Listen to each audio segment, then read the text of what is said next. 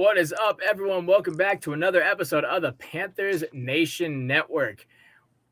The second win of the season for the Panthers, and it comes at such an odd time. The NFL is all upside down right now, and we're one of the teams that doesn't know what kind of team we are. And it's nice to see us win again. I had fun watching the game once again, but again, like what are we doing? What is going on, man? I didn't, this was so bad coming into this. Like, I didn't even try to do a Money in the Bank where I predicted what was gonna happen. I kind of thought, okay, well, same as usual. We're 1-5. They're a team that's struggling. This should be their get right game. This is kind of that's what we've been on everybody's schedule. This is the game where you get paid if you struggled all year. You find a way to get money against Carolina, and the defense came out, played 4 quarters of great football, and the Buccaneers, they look awful. Like they got real issues over there. But on the bright side, PJ Walker came out and made big time plays. The guy that I had said a while ago, I was like, hey, he was the most comfortable out of every quarterback we got. He played like it today. So, I mean, congrats to PJ Walker for getting having a great performance, and congrats to this team, man, for getting a much needed win for the fan base. No questions about it. I think today was a much needed win. Tip my hat to the definitely rejuvenated Carolina Panthers as of today.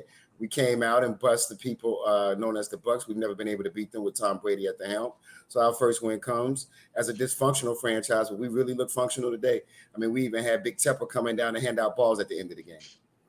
Look at Wilks said to fill the stands with the sea of blue, and they weren't. But I mean, my goodness, it was just a different team that was out on the field. I don't know who lit a fire under McAdoo's behind. I mean, I know take that with a grain of salt because there's still a lot of issues with the plays that he called and the timing in which the plays he called. But I mean, to finally allow PJ to just throw it beyond the line of scrimmage. I think that stat line just got blown up so big when they said that PJ didn't get to throw. He threw one net yard past the line of scrimmage, and the rest came from Jacob Eason. I think that had to change things around. But I mean, there was obviously still some issues there, and we'll get into that. But it was just fun to see the team play well again and enjoy playing well. That's what I thought. Last week they might have just put too much pressure on themselves, to be completely honest. I think that was not the game that was going to be the rejuvenation. It was definitely like a playoff game almost. It went from being a playoff game to them being the first game of the year. Is kind of how the vibe felt for both of those games. And of course, being on the road as opposed to being at home has a big part to play.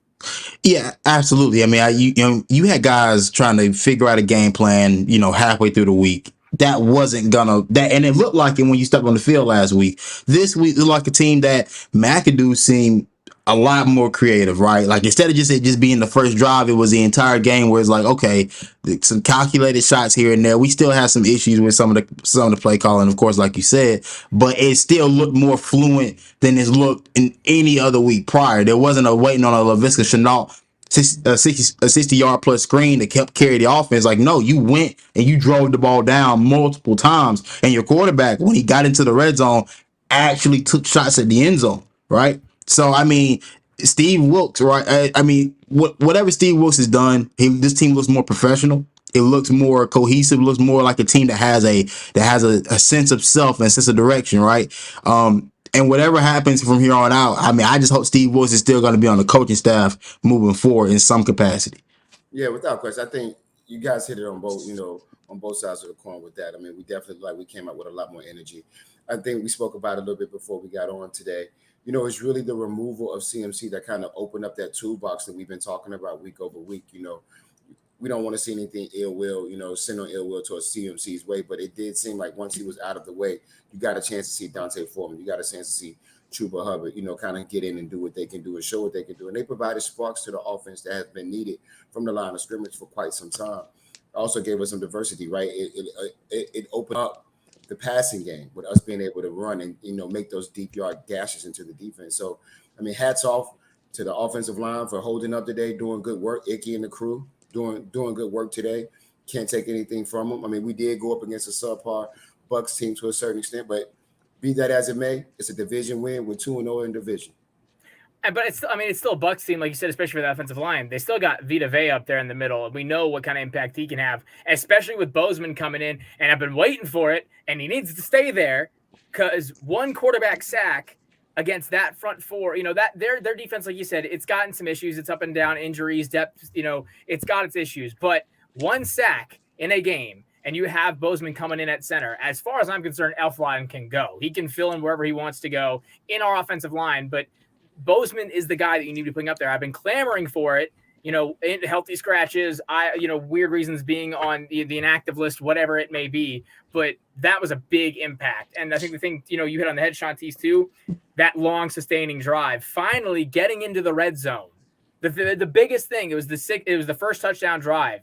You have 6 plays, 80 yards, 3 minutes. You get down there, you finally get into the red zone, and you actually convert in the red zone. A huge Foreman run to set up that DJ Moore, and the corners pulled. The corners pulled up. They thought the run was coming. DJ left open at the very, very edge of the end zone. But that was what we've been waiting for.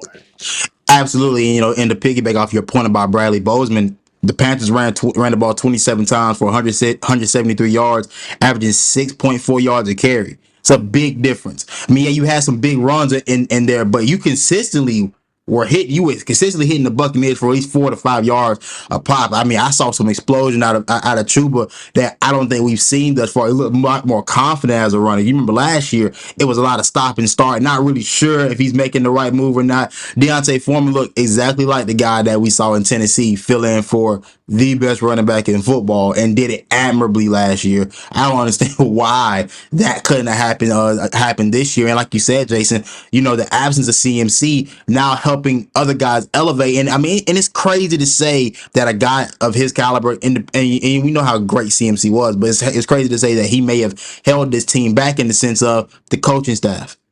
It's not that CMC, the player, can ever hold this team back. It's the coaching staff never could recognize that, hey, look, there are other ways to get guys going. There are guys on your roster that are very much capable of doing these exact things if you allow them to do so. But having a guy like Christian McCaffrey, I can imagine, can be a conundrum for a coach when you got a guy that can stay in every run blocking play except for maybe third and short.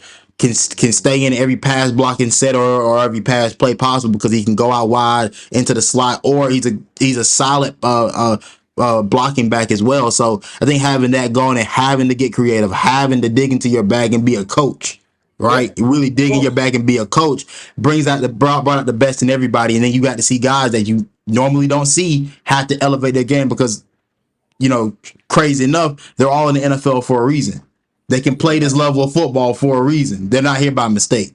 No doubt. And who would have thought that PJ Walker would have come in and had a 73.8 QBR while Tom Brady had a 55.6, and really, really holding it down for us and really throwing over the top. Like you said, to Tommy Tremble. We hadn't seen Tremble get out there. We've been clamoring for that all season long, for him to get out there and do some work. Actually got a touchdown in there. On National Tight Ends Day.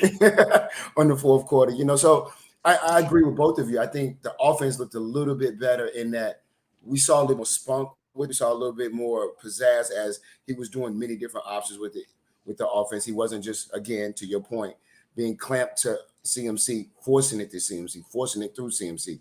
As CMC goes, so did the offense. Today was definitely a team effort in that capacity where he did mix it up a lot. And you're right, though. I think the play calling is still a problem that we're going to have to address. I think we're going to get back to the drawing board on that. I don't know what McAdoo is going to be able to do about the way he likes to call a game, but I think that he did do one thing justice is he did take advantage of what the defense gave him today. He didn't try to do anything outside of that, right? He forced the game through what was given, and you see the fruits of his labor on the other side. And I'll hit on a couple different points because, we talk about being able to play well, and of course also impacts on how poorly the other team played. They were 2 for 14 for third down conversions. We were 4 and 14. That's not any better at all. I mean, it literally mathematically is just a little bit better. But when you have, we still have those kinks we got to work out. All of those punts back to back to back to back to back. The first 8 drives, no one was getting past any point of any sort of impact. But I think when we talk about it, being player of the week, player of the game for us, D'Onta Foreman, absolutely. We've been waiting on that, and every single touchdown he had an impact in. The first touchdown instead of DJ, he had the screen pass, 33 yards to set him up for that point. The next drive, of course, what was just poetry in motion, and the culmination of knowing that the trade was going to work out for us was the 3-play drive, pass to DJ, long run by Donta, and then that sets up Chuba Hubbard. And then even with, Tommy Trembles, there was about a 30-yarder that he had getting into the red zone right beforehand. So he's been, pushing it and allowing it. And it's interesting because, I mean, and like Michael said right here, we talk about the frickin' play calling, and I'm not going to let McAdoo get peace until he stops calling screens on third and 10, third and plus. I'm not going to give him. It's not. I'm sorry. You had your one screen pass to Foreman that worked and got you that 35 yards to set up that touchdown. That's fine. Not on third down. I'm gonna take a look at literally what that play was right here and now, because I'm guaranteeing you it wasn't on that third down. It was a screen pass on 2nd and 9. That's fine. You want to call your screen pass on 2nd and 9? I'm cool. Not 3rd and 9. That's where it cuts out. I mean, here's the thing. You're still playing with PJ Walker, right? So no matter how great you feel about it, you do have to understand that he is a turnover machine, and you do have to try to you have to try to quell that as much as you can. So if the only way you can do it is saying like, we may not get the first down, but at least it wasn't a turnover. Because that's kind of how I felt throughout the game. I'm like, am I happy with the play call? No. Do I want to push it down the field? Yes.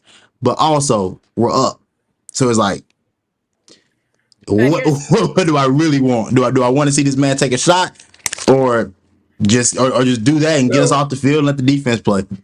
Let's also understand too what the limitations are around PJ Walker, to your point, Tees. I mean, he's not known for pushing the ball 50, 60 yards down the field at one given moment all the time on a consistent basis, right? We also know that he's also had some accuracy issues, just as most of our quarterbacks have had in the last 3 to 4 that we tried to pick up, right? So accuracy issues is something else. So we didn't want to create the turnover. I think the one good thing is that the defense didn't score the touchdown for us, right? It really pumped up our offense, right? Our offense really felt the confidence of being able to say, you know what, we're going to play complementing football today. As a matter of fact, we're going to lead the charge today on the field, where we all know the first 6 weeks, it's going to be the defense that's going to score for us because the offense couldn't do anything, right? So let's go ahead and take our small victories as we get them, because everybody thought, if you looked on paper, if you listened to any of the outlets this week, we were going to get smacked in the face. We were going to look like everything else other than CMC, right? No disrespect to the big CC. He's now gone. He's moved on. I think our locker room took it personal. They played with a chip on their shoulder. This was a win, like we always talk about, those in spite of wins. This is an in spite of win, but I think this was also to let Steve Wilks know, listen, we're behind you and we're going to push forward and force forward throughout the season.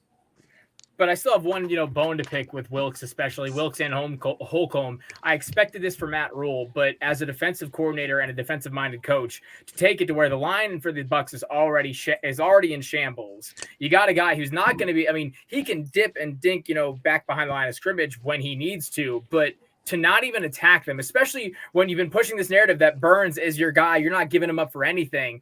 He made a couple impact plays. He was back there. He had, a couple breakups, but to not send the blitz more than we did is still an issue in my mind, because you still want to make that impact against this team. You're not worrying about 3 receivers for the Bucs. You're worrying about Mike Evans and Chris Godwin, basically. But if I put one I'm not as pressed for those. Obviously, you're down J.C. Horn still. That's going to be an issue. But I just think you need to send the blitz a bit more still. I don't understand why that's been, something we've lacked.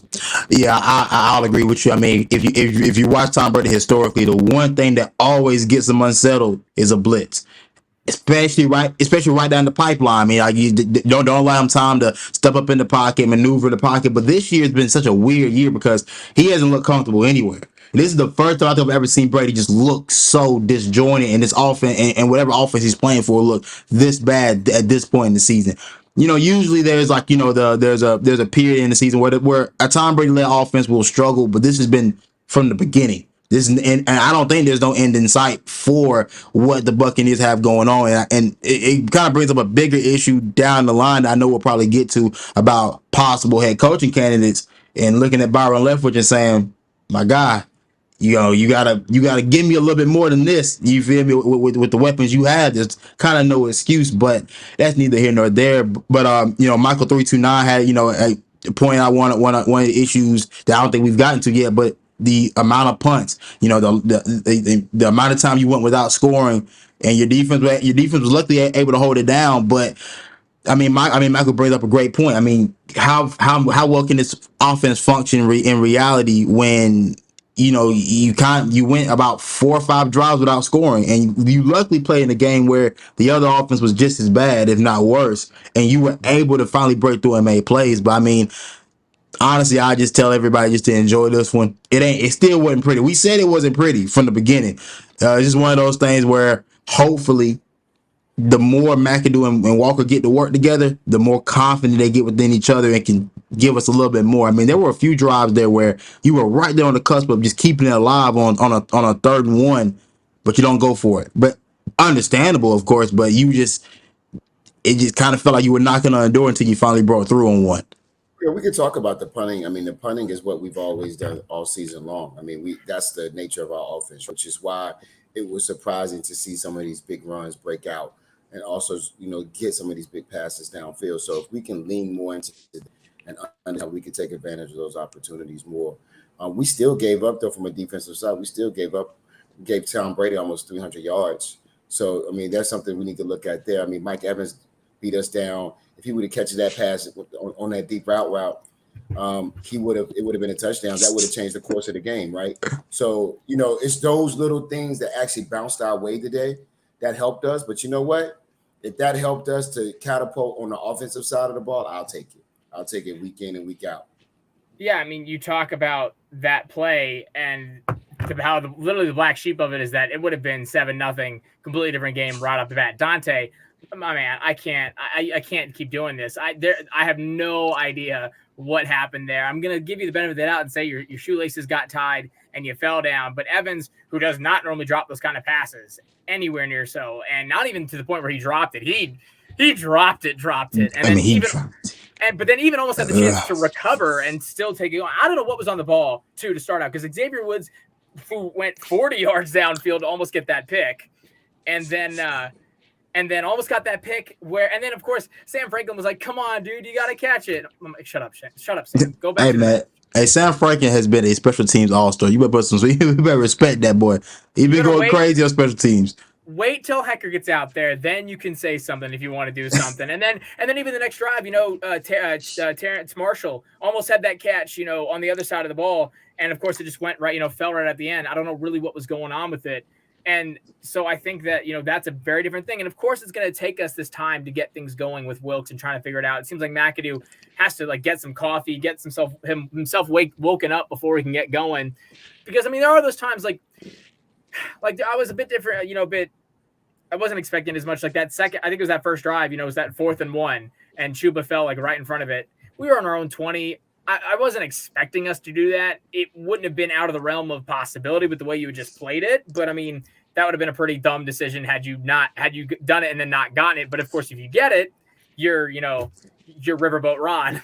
Yeah, exactly. And, I think people want Steve Wilks to coach his team as if he coached it to a 1-4 record when he started, and that's not the case. Steve Wilks is looking at this from a 0-0 perspective. We're 0-1 under me, but I'm not about to coach this for the next 10 weeks as if we lost every game because I was the head coach, and no. We're gonna play smart football. We're gonna play conventional football, and if we have opportunities to go for it throughout the game, we will. But until then, I'm gonna keep playing this the right way, in the way that it's pretty much written in the book, and I'm fine with that. Especially if you're able to come out with victories, right? I mean, at the end of the day, I mean, this is one of those things where you get the coach because in spite of, like you said, one of those in spite of wins. But what does this do moving forward? Do we think this has any bearings on how the rest of the season plays out or how this team attacks the rest of the year? I mean, we were just joking about that, right? We really don't, as a fan, we want to win those games, but as businessmen, as we all are, and we're looking at the future of our organization, does it really make sense for us to be 2-0 in the division and get ready to mess up somebody's wild card dreams and be in the wild card conversation? These things are going to be, put us in really, really bad contention for what we really need is a quarterback. So, I mean, I think overall, I think it's going to definitely bring the locker room together. I think the locker room is going to gel a whole lot more than it has over the last year and a half. I think it's definitely going to boost them up. I think we're going to go out now. You're going to see us compete now, right? You're going to see us come out and be on the field, be engaged, everybody was hype on the field today. You could just tell by the motion on the sidelines. Guys were in the game from 0 to 0, right? Clock to clock, quarter to quarter. So I think that that's going to carry on. And I think Steve Wilks has the locker room. If you listen to him and how he speaks to the team and how this team responds to him, and if you watch any of the behind the scenes stuff, these guys are bought in. They're all in on Steve Wilks, right? And so I think he's going to drive forward. I think the proof is in the pudding. And right now, the proof looks pretty good. I still have my qualms. Like I said, if we're looking at him objectively going, you're 0-0, you're looking to go get the rest of the season like you want to take this job next year and trying to vie for the job next year. That's where, again, things like, the lack of aggression on defense. When you look at, what Rivera did against Green Bay, when you look at what, Vrabel did up against the Colts and Matt Ryan, you have these older quarterbacks that have that talent downfield, but you throw them off their equilibrium and you're going to get them affected. You saw it on Aaron Rodgers throughout that game, and they were sending guys at him. And that's where I'm like, you need to do that same thing. You need to show me. I know I said, last few weeks that had he just proven that if he had changed the culture to where we're in games, which he's done so far, I think that punches his ticket into the conversation. But, I'm going to be greedy and say you have to keep showing why you should be in this conversation. And that means coaching to what you're doing down the field. The time management was as big of a thing, but then if we look offensively, because it's also going to matter, in terms of what he's going to do for an offensive coordinator. Unfortunately, the good offensive coordinators that are on the ballots right now are all vying for, head coach conversations. Ken Dorsey, Byron Leftwich, they're not just going to stick around to be another offensive coordinator for Steve Wilks. So you have to really figure out what you're going to do, because that's a big issue. Today I had a big issue. We talked about the crutch that McCaffrey provides you, the blessing and the curse, where people are getting their shots now and it's not all going to him. You can see them push that envelope and that narrative towards DJ, trying to get him involved. But look at the passing lines after him. Look at the involvement after him. He had 1 from Tremble and 2 from Terrace. Terrace, I thought, was awesome, and for where we got him, he had that. If he has that third catch, he's the leading receiver, and he's in an impactful spot. But that's where I'm looking at right now, is how you get the rest of these wide receivers involved. Chenault, Higgins, where are you? Smith, I need something from you. Right.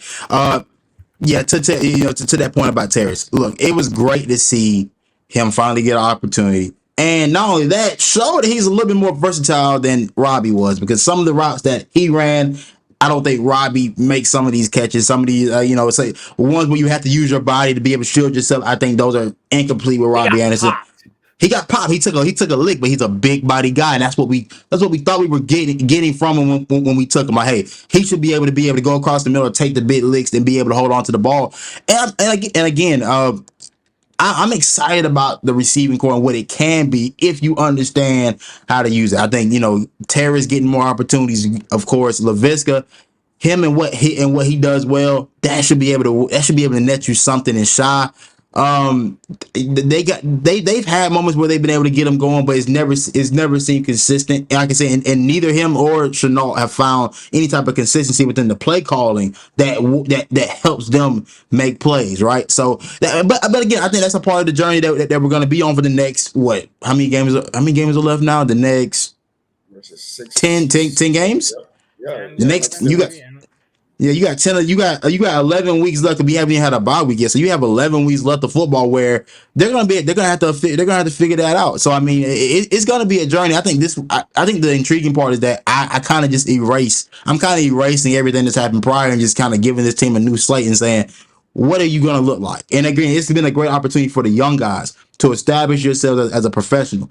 I mean, I saw Steve Smith say, like, I mean, he's played on these teams before, and the best thing you can do as an individual is put your best foot forward out there on tape, because you're still vying for jobs on 31 other NFL teams. So don't think this is where it stops. I mean, this is your trial for the rest of the league. Yeah, I mean, I think Terrace did what he could do out of 3 targets. He had exceptions. I mean, he had 30 some odd yards. I mean, I think he did really well. I think also, like you're saying, Shontis, I think going forward, we're going to look different every week. I don't think you're going to see the same team week after week. You know what I mean? And what I mean by that, it goes back to my original comment of us playing to the point of we're going to do what the defense allows us to do. Let's not try to get cute and fancy on the outside of that, right? The only way that we're successful, if we come out and the run's working, guess what we're going to do? We're going to figure out a way to run, right? We're going to figure out a way to get those runs in. If they're coming out and they've given us those short dink and dunk, that's what we're going to do. We're going to come out, we're probably going to do those short dink and dunks until you get sick in the face. right? So we're just going to continue to move the ball in that way. I think the key to this offense and the key to this team will be our red zone and 2-minute offense. We don't clean that up, we will not be in these conversations week in and week out. I think today we saw where we are trying to identify ourselves and how we can make that a much more efficient use of the time and the opportunity within the red zone. But we've got to nail that down. We've got to get tighter in that spot, in that space, right? We can't depend on the Tommy Tremble to get open over the top in the flat. That's not going to happen every time, right? We're not going to get that with, say, an Atlanta Falcons secondary. We're not going to get that with some of these other secondaries we're going to be seeing late in the season. So I think that those are things that we have to really, really tighten up and buckle down on. As well as, to your point, Jack, we got to stop on third down throwing a screen. If I'm a defensive coordinator, I'm salivating on third downs every time I come to Carolina or every time Carolina comes. I'm like, oh, we already know what they're going to do. Might as well go ahead and get ready for it. So we've got to get better at that, disguising those schemes and using Chuba Hubbard and Dante Foreman. Use them interchangeably. I've been saying it since we got Dante. I've been saying it since the beginning of preseason. We got to use that multiple back system. And even though I said it even more, we need a 2 tight end set. If we do that, I think we'll be a little bit more successful and have a little bit more schematics going on. And it's weird because I don't know, the effect that Steve Wilks is having offensively, in terms of, but it seems like a completely different thing because something we've been lacking, especially like you talked about it, that, 2-minute offense, 3-minute offense. We got that first touchdown. We got the ball with about 3.5 to go in that half. Drove downfield, got it to 30 seconds down. Good time management, good long sustained drive to go all the way downfield. And that's how you have to get those drives. Something we've been lacking for a while too, though, is having a game where you have big play drives for touchdowns. And then also long, consistent, sustaining drives for touchdowns. You had both of those this week, and that's what I really like to see, the red zone efficiency. But then you talk about it, 4 and 12 for third downs. You cannot have that. That's not going to get you. That's not going to get you a winning game against most teams and against most defenses. And that's something you got to tighten up. Absolutely, yeah. And but again, to that point, I still look at how that offense operated. And I say that PJ looked as confident as any quarterback has looked for Carolina so far, whether it be in the preseason or in the regular season. Like the touchdown throw to DJ Moore, right? His first touchdown. That was one where you trust yourself to be able to put that ball on the money. Whereas if this was Baker, he would have double clutched that 3 times, ran around, dropped back, stepped up again, sat back and thought about it, then just taking a sack because he's not confident in whatever the play calling is. He's just not confident in whether it be his footwork or the plays that are being called. And I will say that I do think, I don't know. I guess I wonder was Baker the issue with this offense all along, or was it the Matt Rule influence that was the issue?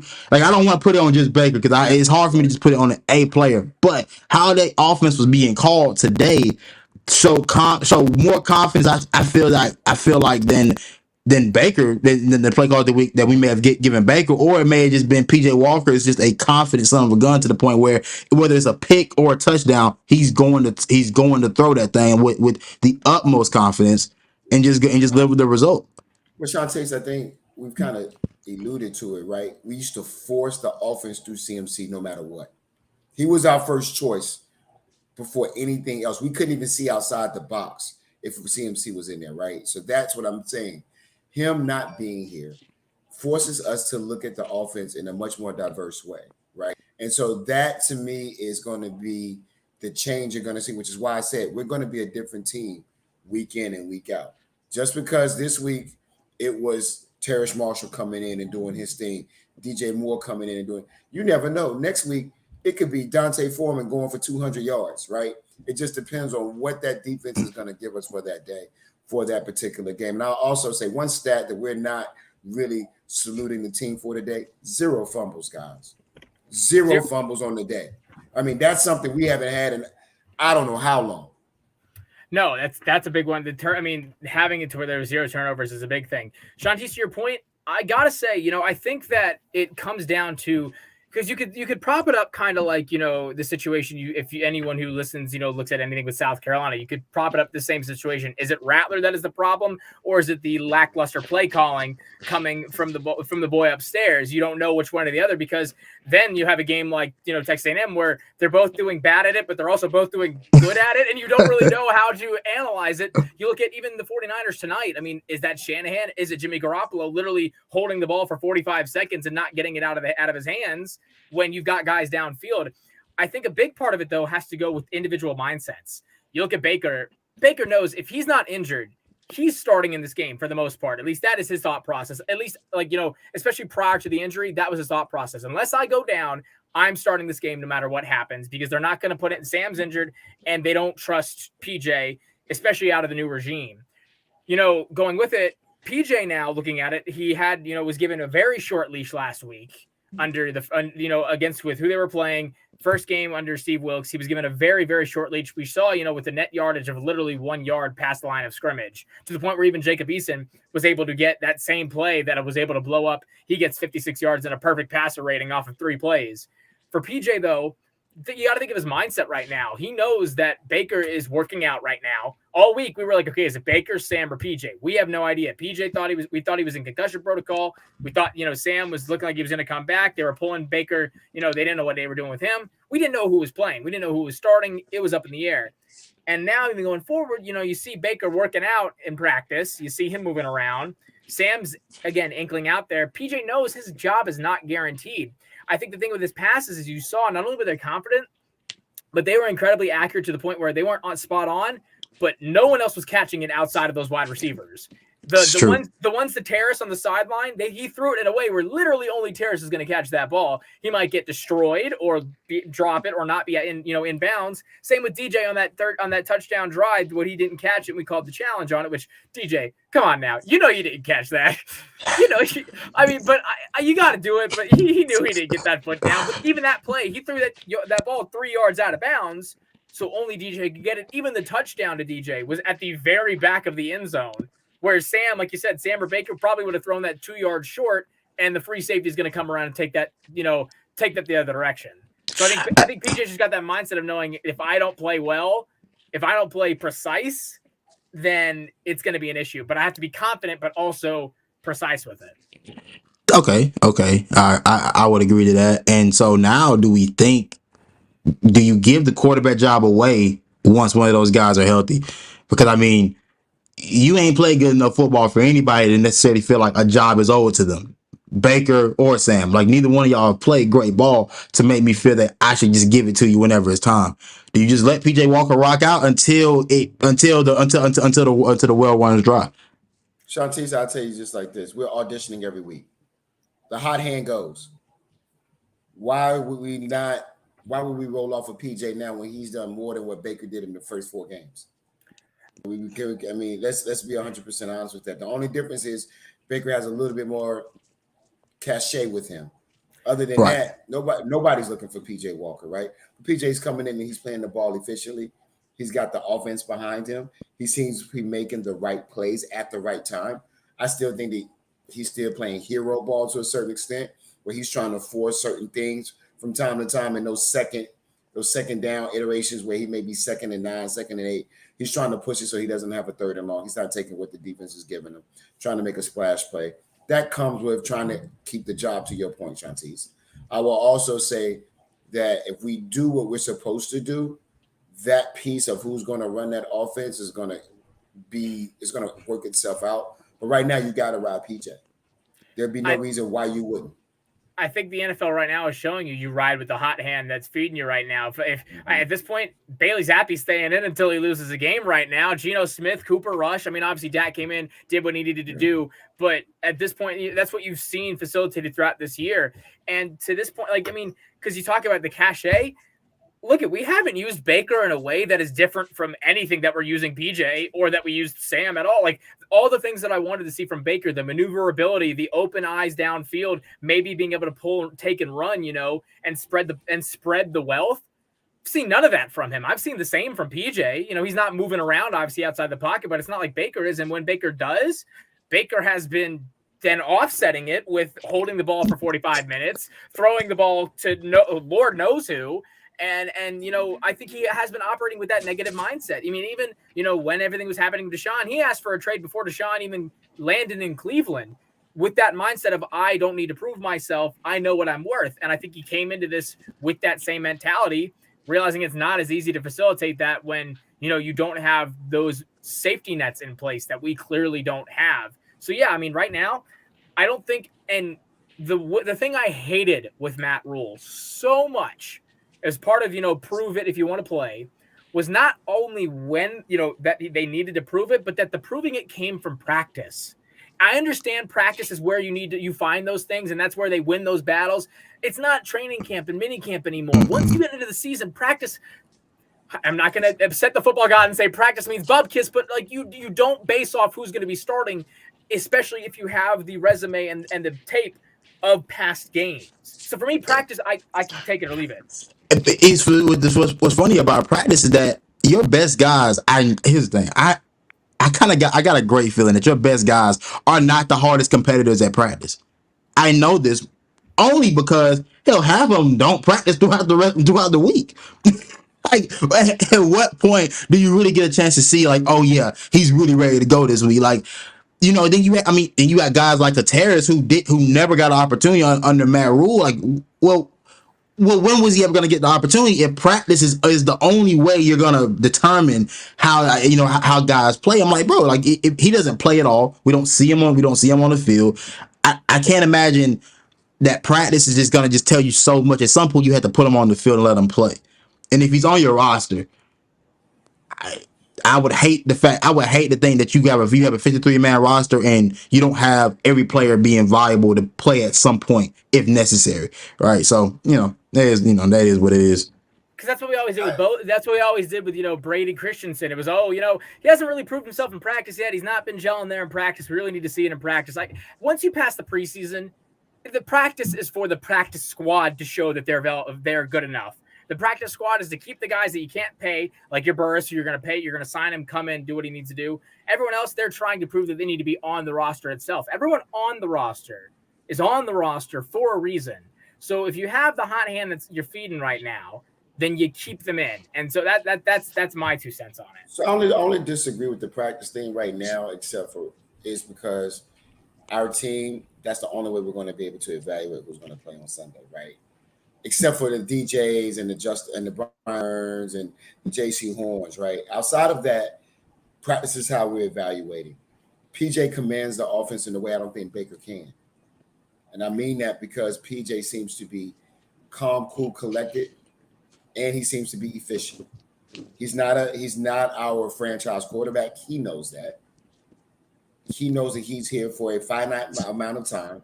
He's going to make the most of that opportunity, which is why I said everybody's going to audition every week. And you're gonna come in and it's gonna be that type of a conversation. Right now, you ride PJ Walker because we've gotten the most offense out of him than we did out of Baker. The Ghost Whisperer is still seeing ghosts. So who else do we have? We're not gonna go to Eason. And if you did go to Eason, that's a no-brainer. We're tanking. That's a for sure sign we're tanking if Eason starts, right? But on the real conversation is you got to go with the hand that's hot. And right now, even at the LA Rams game, as it was, he was still somewhat efficient when he came to the line. I think he was in over his head as anybody would have been that week. We had a short week. We had an upheaval of a lot of different things. Then you got the Robby Anderson fiasco on the sideline.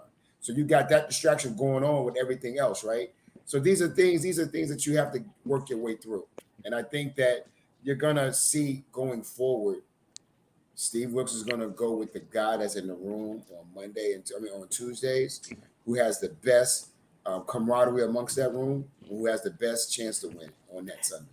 And he's already proven that he's not running any of these daytime soap operas for you. He's not going to fill out of these out. Just because you got a check from Tepper does not mean that you are guaranteed anything like that. He did it day one, letting go of Snow, letting go of those other guys. And Rule would do that, right? He did it to Cam, and Rule and Tepper both wanted to prove that the people that they were paying were worth what they were paying them. So that's what he did to Cam. We brought Cam back for a reason, so we're going to overplay him again and again and again to the point where he's literally deteriorating on the sideline instead of playing the hot hand like we should have done that season and letting PJ and Cam flip it. Let's not forget, folks, we were talking about playing PJ over Cam last year when we had Cam. We said keep it with the way it was. Put Cam inside the red zones and you leave PJ between the hashes. You keep him in. So that should translate into it now. And it's good that Rule is not here because if the scenario were occurring under Rule, you know who would be on the field come next week. It would be Baker. And that's over his own guy. But he would be doing it because Tepper's saying, hey, I paid this guy. We brought him in. You need to put him on the field to make me look smart. Steve is like, you know what? You want to win? We're giving you the win. Go upstairs. You can come down when you want to and when we want you to. But we're putting in the guy we need to put in. Yeah, some of the decision making under Rule, we all know that, and most of it didn't make sense. And to your point, Jack, like when Cam came last year, wait, this has been your guy since Temple, and you kept him on the roster, even though a lot of us have felt that he shouldn't be an NFL quarterback to start with. But when the opportunity came to have him start for at least a little while until you can get your free agent that you just signed up to speed, you said no. And you just went with the other guy and it went how it went. I think for that exact reason, because you didn't really give a guy a chance that knew the offense. You didn't allow him to even, to at least be able to operate. Like you said, use them at least between the 20s and let Cam take the red zone. But that's neither here nor there. But I mean, I guess the next thing is now, I don't think we ever talked about how we feel about the CMC trade as a group. I know I got to talk about it, but how we feeling? I mean, my emotions are over with. I'm done with the crying in our shower and banging my head against the wall while we're doing it. But at the end of the day, it's a business decision. Like I told you guys, I think we talked about this at the beginning of the season. We said it a couple of weeks ago. We have to start looking at the organization post CMC. This was the best year for us to trade him because he's not injured. So we're not dealing with a guy who's been sitting on the sideline for 2.5 years, and everybody's like, does he still have it? You can obviously see he still has that spark. And I think honestly and truthfully, he needed to see what's left in the tank for himself, and he couldn't do that in Carolina. We didn't have things in place for him to see him, go out in that way. I think it was a needed move.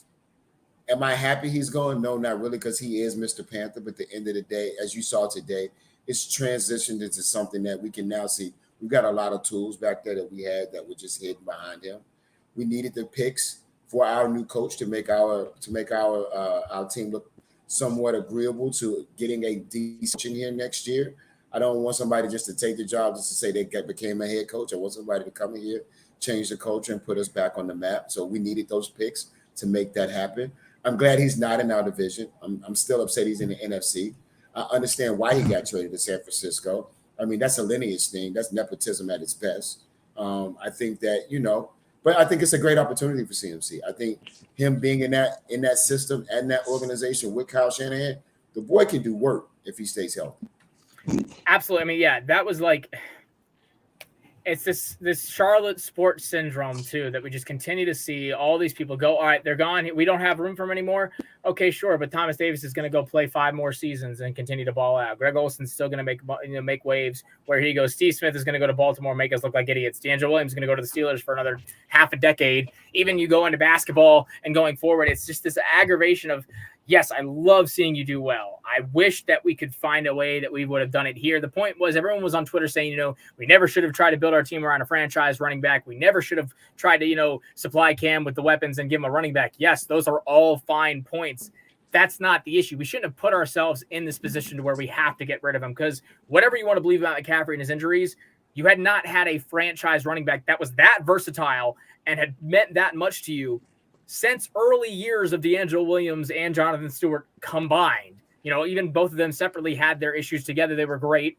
And then talk about, obviously we gave Williams that bigger deal. Things kind of went downhill from there. Stewart can never stay healthy.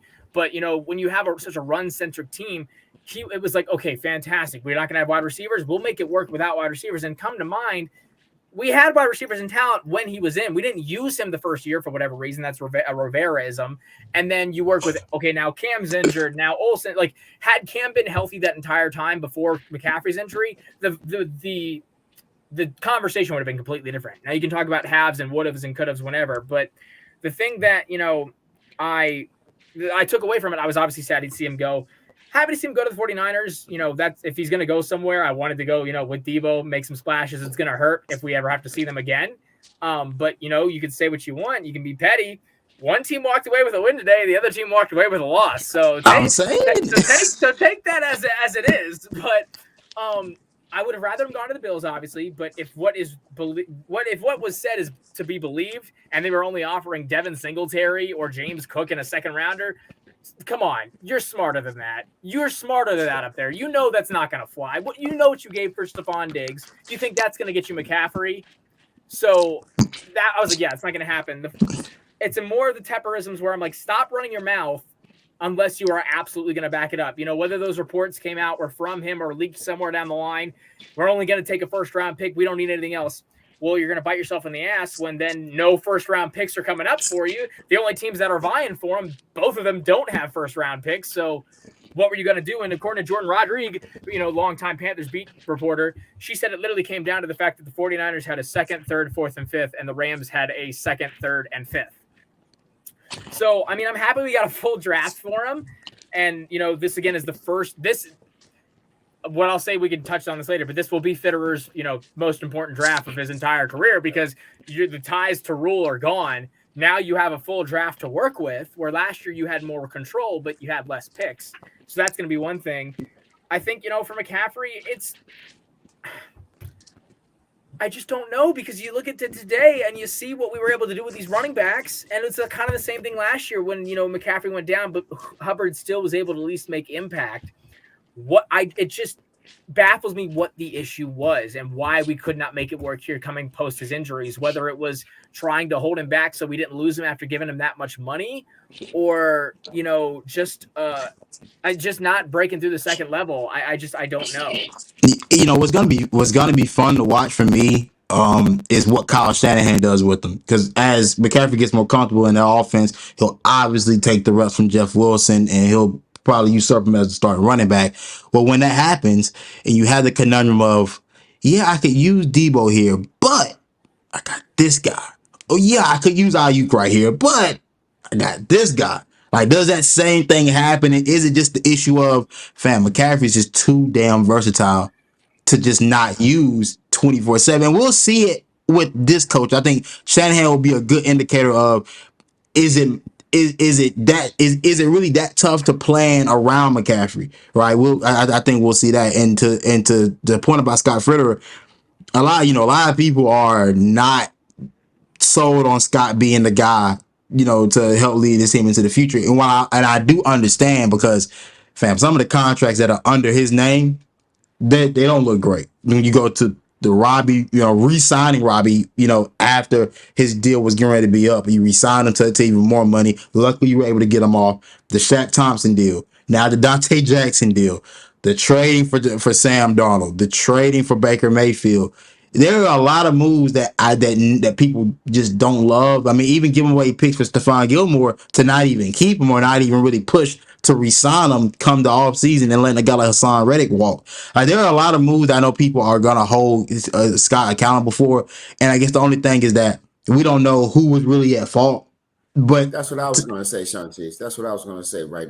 To piggyback, and I'm sorry to interrupt you, but yeah, I don't think I would say I don't think that those were his sole decisions on his own.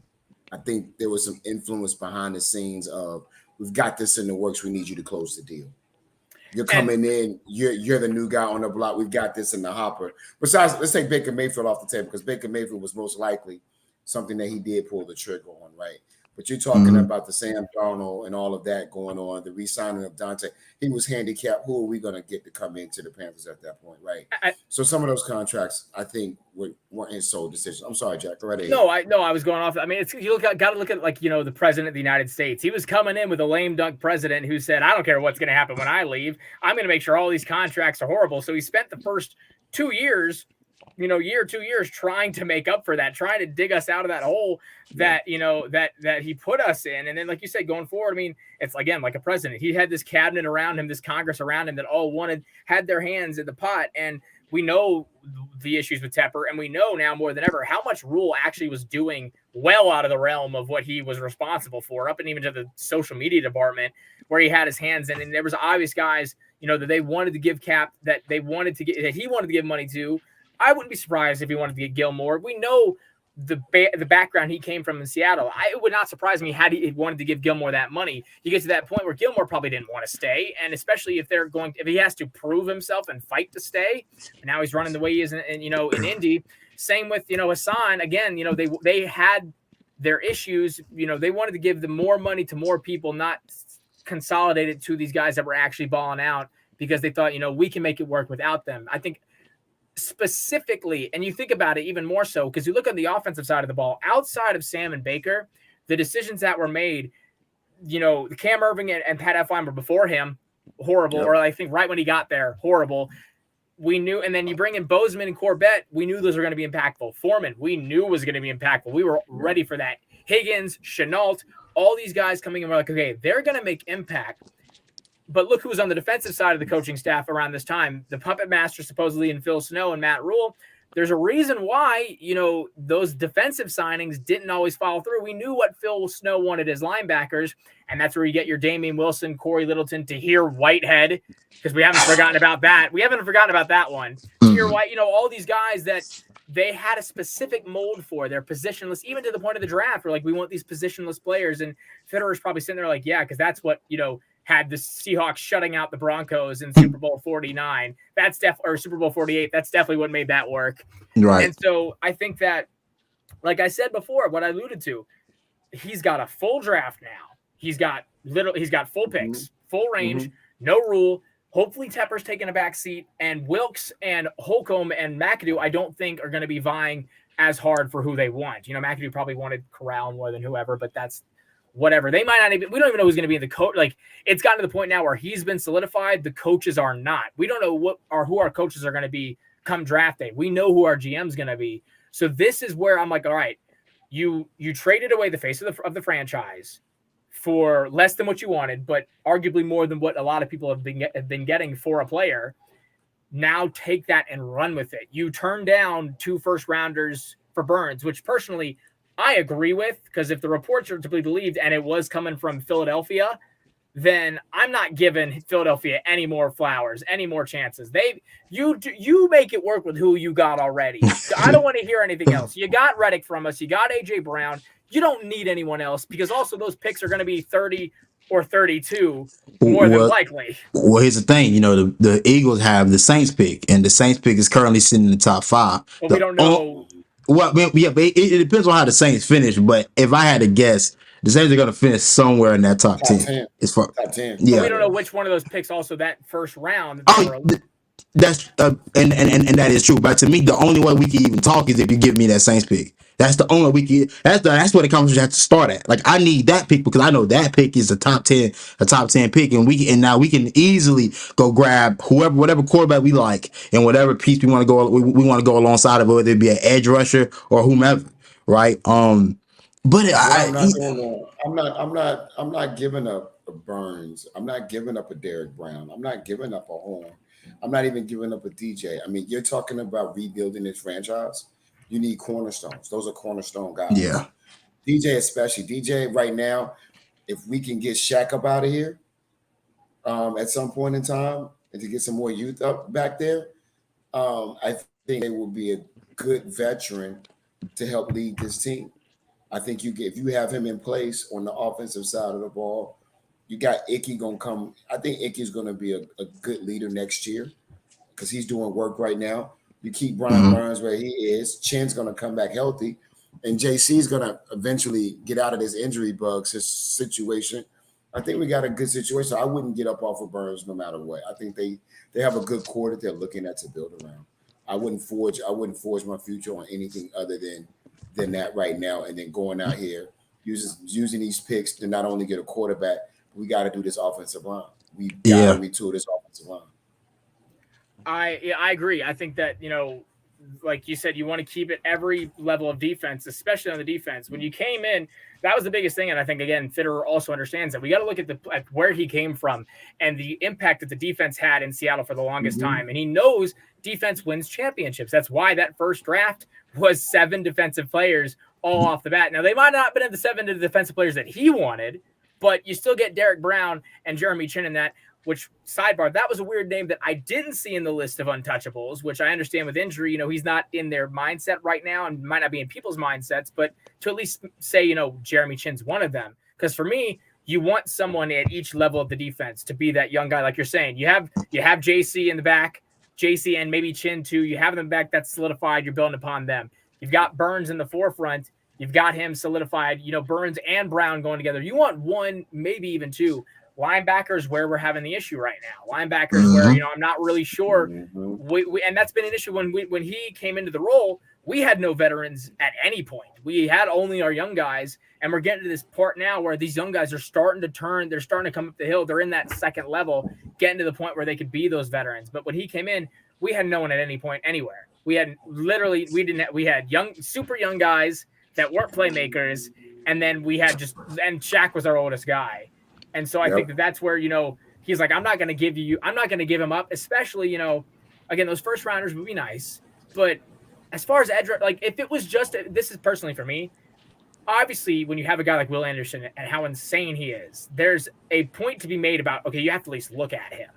But if you, as Fitterer, believe that, it's more so right now dependent upon who we have back as a coach and not necessarily who we have on the field, I don't think giving up a guy that you already have as a cemented, he still clearly has a lot of room to grow, but you can make the argument, has that been curtailed by the coaching staff defensively that was put in there in the first place? And if someone's going to bring that up, it's going to be Al Holcomb and Steve Wilks. So Burns, he can do what he needs to do.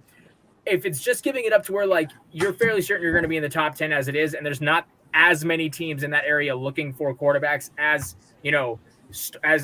severely right now, I think that you don't need to take that risk right off the bat, and you stick with the first round you're going to get, and then go past that point.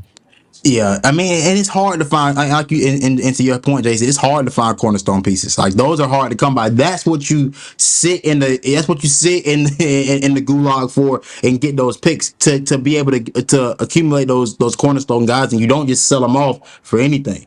It's got to be a significant amount, and I do think that an offer, I don't know when the trade deadline is, but I do think an offer is probably going to come down the pipeline that's gonna be hard to refuse. I think somebody's gonna make that push. But for Carolina, I think you got to stand pat and just say, look, like you said, Brian Burns, Derek Brown, J.C. Horn, those guys are the untouchables, and we can't move off them, because I mean, at least for now, I don't think that a rebuild, even in its current state right now, would take an exceedingly long time.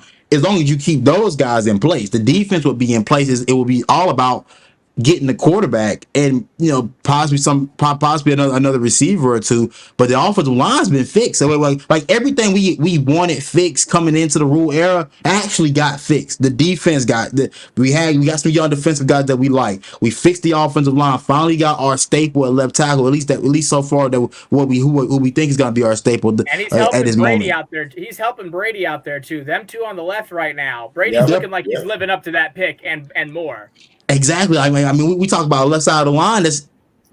Both of those guys are. One guy's in the second year in the league, one guy's a rook, and they've improved each and every week. And we've luckily had the grace and opportunity to have these guys play together for an extensive amount of time now. Hasn't been a lot of injuries. Elfline went out, but Bozeman stepped in. A guy that was. A guy that Bozeman was at least a guy that started out as the starter at the beginning of this whole thing. So. Man, the offensive line we have in place now, I don't think that a rebuild will be that long for Carolina. No, but I think, again, what I mean by offensive line is we still need to get some more guys in there, because, injuries come a dime a dozen. Yeah, you need a lot of depth. Yeah, that's true.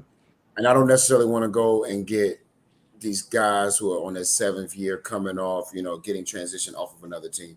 I would rather draft them, right? I would rather use some of these picks that we've got to draft some of these young guys. And that's what I mean by that perspective.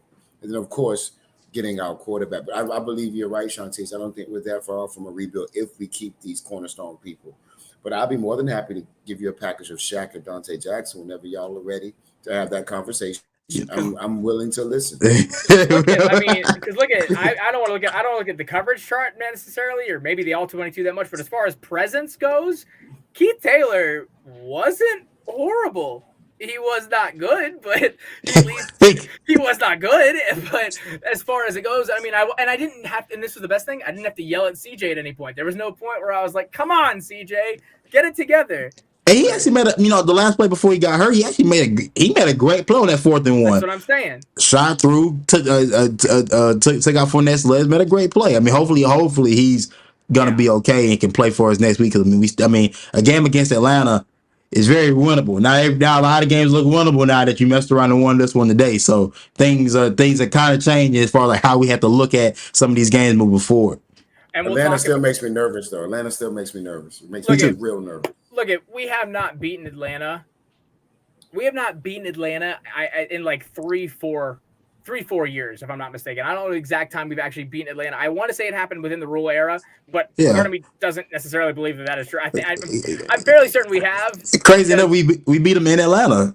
JB, Justin Bird made the big play in that one. That's right. Got the pick off of Matt Ryan. But it's gotten to that point where I can't even remember when we beat Atlanta, and it'd be weird. It would be so weird to say we're 3-0 in the division and 3-5. But at this point, I would like to beat Atlanta. I would.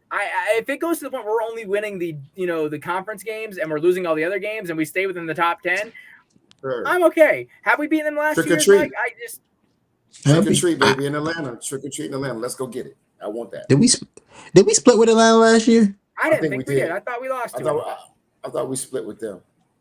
We did beat Atlanta, but we beat them in Atlanta. I think we beat them in Atlanta again. They beat us, Sam Darnold at home. They always beat us at home. They always beat us at home. Because Cam would have been. Cam wasn't on the team. Well, no, they beat us. They beat us with Cam because they beat the piss out of us with Cam. Actually, yeah. I think Sam went crazy in the first one though. But that was in Atlanta. Yeah, that was in Atlanta because he went home for that game. I just would like to continue to go along and beat Atlanta. And do that. That would be it for me. That would be, keep it going as long as we stay within that 10, in that top 10. That's where I'm sitting at. And I think realistically we can do that. I mean, they have proven a lot more, of a fighter than the Bucks or the Saints. It's going to be the toughest division game we have had all season, and it's going to be one of those games where we need to look. Well, we just need to look like we're continuing to improve. I think we can implement the same things. You need to attack the pass a bit more too, if you would like to, prove yourself as that kind of team, but I think it is something that is doable. Yeah, this game's gonna be tough. I mean, I think Atlanta's a very winnable game. If your defense plays the way it's played the last few weeks, I don't see Marcus Mariota in that offense, no matter what they like to do. I don't see that being effective. Now they like to run the ball in between the tackles. We'll see how great we'll see how stout our run defense is this upcoming week, and count on secondary, keep guys at bay to allow our linebackers to be able to play full steam ahead. It's a very winnable game, a game that I do want to win because I'm just not wired to want to lose. So hopefully we get the job done. Without question. I think this would be a good another big challenge. They're coming to us, if I'm not mistaken. Oh no, we're in Atlanta. No, we're going to them. We're going to Atlanta. So we're in Atlanta. It's Halloween. It's time for us to go get our trick or treat bags. Big things happen on Halloween. Keep my fingers crossed, and we're gonna go in there and hopefully come out with a W. And this is another thing, it'll be their atmosphere has been getting better week by week because they've been continuing to compete week by week. You still need your first road win as a coach and, under this new program, under this tutelage. So I'm looking for that first road win. It's going to be different than playing at home. Not as much, depending upon, how bad it was in Bank of America this week, but it's going to be a different environment that, I want to see how you perform under. So that's another one where I'm like, all right, let's see how it goes. But of course now we can keep pounding. We're not really waiting anymore. We're along for the ride. Yeah, man. Hey, look, bro. It's going to be a fun 10 weeks. Is all I can tell people. Yeah. Interesting, at least. Interesting to say the least. And all we can do is keep pounding. All right, thank you all for coming on and watching. Thank you all for telling us because I completely forgot that we had played that we'd beaten Atlanta. It was a snooze fest. I remember that game now. But, it was. But guys, thanks for coming on and listening again. We'll be right back here coming around, and thank you all for tuning in. Man. Love and peace and love, man. See you guys.